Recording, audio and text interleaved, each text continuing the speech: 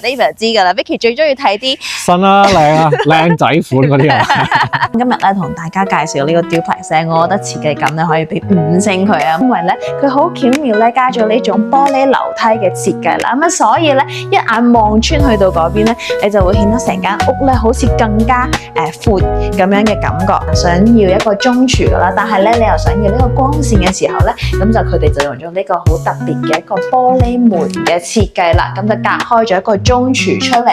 不過屋企你儲多幾支 Windex 先啦，要成日去買咁樣啦，係咪好多玻璃好乾淨好 open 嘅一個感覺咁樣咧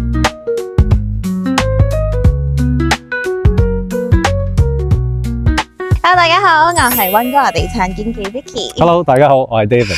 嗱 ，Vicky 咧今日又出嚟同大家去搜羅筍盤啦。嗱，David 知㗎啦 ，Vicky 最中意睇啲新啦、靚啊、靚仔款嗰啲啊，嗰啲咁樣嘅屋啦。嗱，咁好難得咧，今日咧我又揾到一間咧，我覺得設計感十足嘅一間 duplex 啦。因為咧我哋平時咧嚟講，我哋都知道市面上越嚟越多呢啲孖屋上市啦，但係咧好多咧都係 copy and paste， 好似 cookie cutter 咁所謂，即係好似你間間一樣，一間一樣嘅嗰個款啦。但係今日咧同大家介紹呢個咧，我覺得設計咧係我中意嘅嗰種 style， 所以咧想同大家分享一下。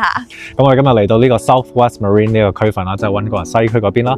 今日呢間Half Duplex係總共有4間房，就係超過2200尺嘅面積嘅。咁可能會帶嚟一個 legal suite 啦。咁所以咧，如果需要一個出租嘅部分咧，係非常之好。咁正話頭先 Vicky 所講呢間最特別嘅位置咧，就係佢個設計咧係比一般嘅 design 係再做多咗出嚟嘅。咁所以咧，大家會陣間睇到間屋裏面啦，個光線啊，無論係設計上所有嘅配套咧，我覺得都係考過呢個好有心思咯。可能係會心動嘅。嗱，所以咧事不宜遲，即刻同大家去睇下啦。Vicky 同大家介紹嘅呢一個單位咧，要行好多級先可以去到個正門口啊，係咪有少少高高在上嘅一個感覺咧？嗱，點解要行咁多級咧？因為咧今日同大家介紹嘅呢一個孖屋咧，係一個2層再加 basement legal suite 嘅一個單位，咁所以咧點解一開始咧要行入嚟咁多層？咁先同大家咧俾呢個感覺嚟感受一下，今日同大家介紹嘅呢個 duplex 嘅 style 係點樣啦？係咪好多玻璃好乾淨好 open 嘅一個感覺咁樣咧？咁我同今日咧先唔一入門口同大家介紹個客廳嘅位置，我想先帶你咧入去咧我呢間屋最中意嘅一個地方，就係佢嘅呢一個玻璃廚房啦。嗱，咁佢呢邊咧今日同大家介紹嘅單位咧係向東西北向嘅一個 duplex 啦。咁我哋而家呢一個咧廚房中廚咧就係望向咧西邊嘅一個後花園啦。咁我覺得咧佢呢個設計咧係非常之巧妙，亦都好適合亞洲人啦。咁我哋肯定煮飯想要一個中廚噶啦，但係咧你又想要呢個光線嘅時候咧，咁就佢哋就用咗呢個好特別嘅一個玻璃門嘅設計啦。咁就隔開咗一個中廚出嚟。咁呢邊咧佢用嘅顏色咧都係一種非常之乾淨嘅白色嘅一個感覺啦。咁有都係明火嘅爐頭啦。咁佢亦都係有多啲嘅 storage space。咁呢邊咧佢就係冇放一個dishwasher 啦。咁所以咧你如果真係要洗碗嘅話咧，咁你就要行翻去出邊呢一度個廚房啦。咁呢邊咧就係佢嘅西廚，一陣間咧先同大家介紹。我想咧先帶你咧行出去呢邊嘅後花園咧，俾你感受一下佢依邊嘅感覺係點樣啦。咁佢呢個單位咧就係配2個停車位嘅，一個咧就係 carport style 啦，一個咧就係個 garage style。咁我哋行落去下邊咧就係個 legal suite，留翻最尾咧先同大家介紹。咁你可以睇到咧有好多綠草嘅地方啦，咁嗰啲地方你可以再放一啲 outdoor furniture。咁呢邊咧佢就係用咗一種雙門嘅玻璃門嘅設計啦，咁所以更加多嘅透光。咁咧佢無論你前門後門入咧，佢都同你做咗一種即係坐低可以着衫換鞋嘅一個位置啦。咁呢度就係佢嘅後門。咁我哋再行翻入嚟同大家介紹埋呢一層咧有啲咩巧妙嘅設計。咁呢邊咧就係佢嘅西廚啦，有個非常之大嘅 island。咁用呢啲白色木色嘅設計，咁就非常之乾淨啦，好 sleek 嘅感覺啦。咁我好中意咧，佢呢邊西廚咧亦都係同你打多一個窗啦。咁雖然係開唔到出去嘅，但係啲光線咧可以透北面咧入到嚟少少啦。咁呢邊咧亦都係有好多嘅儲物啦。包包括係你嘅爐頭下邊咧，呢邊咧就最適合放嗰啲煲煲罉罉嗰啲比較深啲嘅一啲廚具啦。咁呢邊個 island 咧，你睇下佢用料都非常之好啦，我好中意非常之大嘅一個 kitchen 啦，同埋咧你睇下啦，唔單止儲物多啦，佢用嘅料你睇下佢個 countertop 咧都差唔多成隻手指咁厚啊，咁所以咧呢個 Fantech 嘅 developer 咧用料咧亦都係非常之好嘅。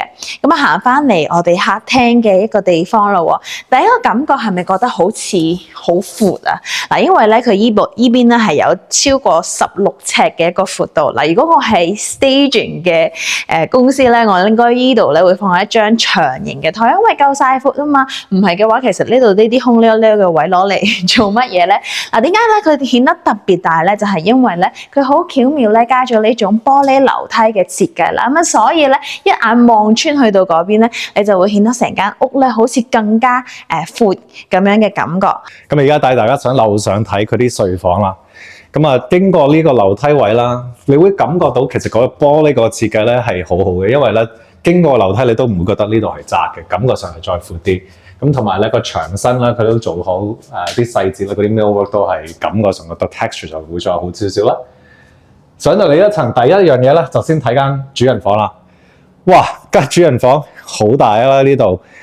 其實佢個主人房咧係將近200尺咁大嘅，咁同埋咧佢帶嚟自己嘅露台啦，咁你會感覺上嗰個感覺就係會開揚好多啦，個門係打開，即係而家打開咗啦，咁出嚟呢度咧，呢邊個方向係向西啦，所以晏晝嗰個陽光咧又係會好好嘅，咁呢度望出去就係你後院個 yard 啦。佢個 ensuite 咧就係有2個星盆啦，即係 his and hers 啦。咁同埋咧，佢個 shower 咧就係同個地咧係 level 嘅，所以呢個感覺咧又係乾淨好多，同埋 modern 啲嘅。咁全部啲廁所咧佢都係做咗呢個地熱啦，咁所以係好舒服嘅，即係有呢個 floor heating。咁呢一個衣櫃啦，大家係咪覺得呢個門咧係較為少見啦？通常呢啲門啦，有時淨係木啊，或者係鏡門嗰啲啦。但係呢一個咧，佢係有少少 tint 咗，咁所以咧感覺咧係 modern 啲，同埋咧係乾淨好多。咁你可以睇到入邊少少，不過咧都可以顯示到佢嘅即係 elegance 啦，喺間房嗰個設計上嘅 design 咯。咁我哋經過呢一層，咁就有啲隱藏式嘅衣櫃嘅。咁洗衣乾衣機就喺呢個位置嘅。咁佢洗衣乾衣機咧係細少少啦，咁所以呢個冇辦法啦，因為佢隔離咧就係佢嗰個 air conditioning system 啦。咁喺呢一度咧就係做咗個shelving 啦。咁呢啲shelving 就係冇咁深啦，但係方便好多時你譬如話嗰啲洗潔精啊，或者係洗衫嗰啲detergent 啊，咁就有個地方俾你擺啦。咁喺呢一邊咧就方便你擺毛巾嗰啲啦，因為呢個就係會再深啲嘅。咁喺第2層樓上呢度咧，就係有多一個廁所係俾另外嗰2間房使用啦。咁我哋先入呢間房。咁而家咧，佢呢間房就係stage 咗好似一間 nursery 啦。咁當然好家庭式嗰種嘅屋啦。當然係擺到張 queen size 床。咁但係一樣嘢咧，就係呢間房咧，佢就冇衣櫃。咁所以咧，可能如果作為睡房，你就會自己安翻一個 wardrobe， 係足夠空間去擺嘅。咁我哋睇埋第3間房啦。第3間房咧，呢一度咧就超過120尺啦，所以佢而家擺咗張 queen size 床，都係覺得空間好好啦。咁衣櫃嗰方面咧，佢都係做得好好啦。同埋呢啲門啦，都 soft close，咁所以咧係幾好嘅。望出去感覺好好啦，啲樹嗰個即係而家即係無論係春天啊、秋天啊嗰啲樹。嗰啲葉啊，又唔同顏色，個感覺又好靚。咁而家當然係仲係凍啲啦，啲樹仲未生晒啲葉。不過咧，嗰個望出個景觀係好好。所以我哋呢一層咧，頭先就係未講過樓底嗰方面。樓上咧係有9尺樓底啦，所以感覺都係好好啦。啲窗都係大啲啦。頭先阿 Vicky 介紹正層嗰度咧係有10尺樓底嘅，咁所以係一個 high ceiling 嘅設計嘅。好啦，咁睡房就睇完啦。咁下邊呢一層咧，Vicky 頭先都介紹咗。咁我哋仲有一層咧，就係下邊個呢個 suite。咁成間屋咧就超過2200尺啦。咁我哋下邊呢一層咧就超過500尺，咁所以咧其實佢個空間咧係相當之實用嘅。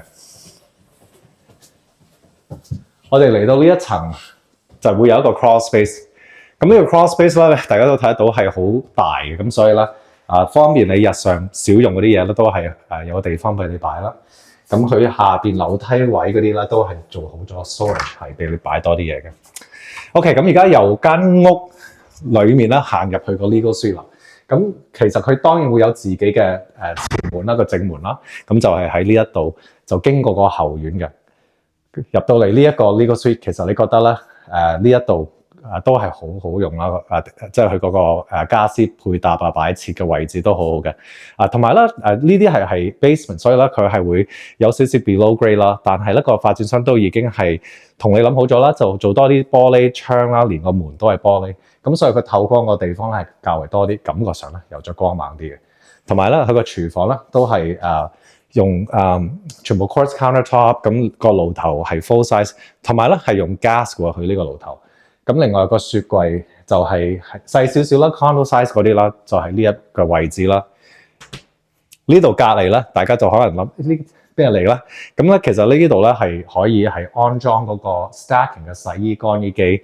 咁呢個咧就係抽嗰啲乾衣機嘅濕氣出去啦。咁間睡房啦，睡房裡面咧，大家入嚟睇下，佢個玻璃都係 above grade， 所以咧嗰個光線咧都係會較為光猛啲喺間睡房。咁咧佢都係有自己嘅衣櫃啦，都係同你做好晒嘅。OK， 咁同大家咧就睇完啦呢一個 house tour 啦。咁Vicky 咧就最中意咧出嚟搜羅一下市面上有啲咩特別啦、設計靚仔嘅一啲新屋啦。咁今日咧同大家介紹呢個 duplex， 我覺得設計感咧可以俾5星佢啊。咁有各方面嘅一啲設計嘅驚喜啦。咁由 David 咧同大家做翻個 recap 先。OK， 咁我哋今日睇咗一間係一個 side by side 嘅 half duplex 啦。喺呢個 Southwest Marine 嘅 area 嚟嘅，咁溫哥華西區啦。當然，咁就喺呢個 McGee 嘅中校嘅校區啦，同埋咧小學就好似行幾步，係過對面馬路就係啦，所以係非常之適合啲家庭式啦，有小朋友啦更加好啦，又有校區好啦。咁另外咧間屋嘅面積咧就2200多少少啦，2251尺啦，好似呢個面積可能大家唔敢，即係聽落去就感覺唔係好似好大。主要係因為佢又包含咗個 legal suite， 咁其實你真係如果你出租出去咧，你自己住嘅空間可能得1800尺左右。係啊，但係佢做得好好啦，就係其實個空間真係感覺係好大嘅，因為其實好舒服。係啦，咁所以咧2251尺係佢裡面間屋嘅面積啦。有時聽落去咧，你會覺得可能唔係話好大。就正話頭先我哋介紹咗呢個 legal suite 已經係佔咗500多少少尺度啊。咁但係佢做得好好嘅位置咧，就係個發展商就用合咗好多玻璃窗啊，當然咁同埋裡面咧都係塞啲牆身啦，喺度做埋玻璃。成本當然要貴啲，不過感覺咧就係會再空間大啲。咁仲有一點我想 point out 就係 side by side 嗰啲half duplex 嗰啲貓屋啦，就係通常係會闊好多嘅。咁所以咧呢一間咧佢個闊度感令會帶大家超過16有16尺咁闊係嘛？係啊，咁所以入到嚟你就唔會覺得好似好壓迫嗰種。係好似佢啲位多到，我覺得甚至有少少空溜溜嘅感覺。同埋我真係好中意頭先嗰個即係 Vicky 一介紹嗰個入嚟一介紹嗰個中式廚房，佢連嗰個係成個玻璃房，咁所以我覺得係設計上真係好。係，不過屋企你儲多幾支 Windex 先啦，要成日去買油煙味，要買翻佢啦，係啦，咁樣亦都係好多人我哋啲客人咧，佢哋都想要求咧買 duplex 咧係有停車位嘅。雖然佢前面咧其實而家仲喺我哋內間啦，有好多停車位啦，但係咧佢自己本身咧每一間都係配住一個 carport 同埋一個 garage 2個停車位嘅。咁如果你係要租出去啦，或者你有客人過嚟嘅話咧，咁停車都係非常之方便。嗱，最尾咧就同大家講呢個價格啦。哇，佢2251尺嘅標價咧亦都非常之好意頭，2688啊，係268咧就可以買呢個全新嘅 duplex。咁前幾期咧 Vicky 同大家介紹過一個喺 Granville 大街嘅一個 sixplex 啦，咁又係差唔多2000尺，但係嗰個咧因為佢對住條大街就嘈啲，咁佢就叫價199萬。咁今日同大大家介紹呢個其實都開車都係好近嘅一個區，但係咧因為佢喺內街啦，係啦，亦都係因為係 duplex 啦，咁所以係比較 premium 少少，咁佢價格咧就係268.8萬啦。嗱，今日同大家介紹嘅呢個 duplex 咧，咁啊希望咧又俾到驚喜你啦。咁如果你覺得係我嘅風格嚟嘅喎，咁你又中意嘅話咧，可以聯繫我同埋 David 啦，我哋可以幫你約去睇樓啦。咁如果你中意今期嘅視頻咧，就記得俾我哋一個 like 同埋 subscribe 啦。我哋下次再見啦，拜拜。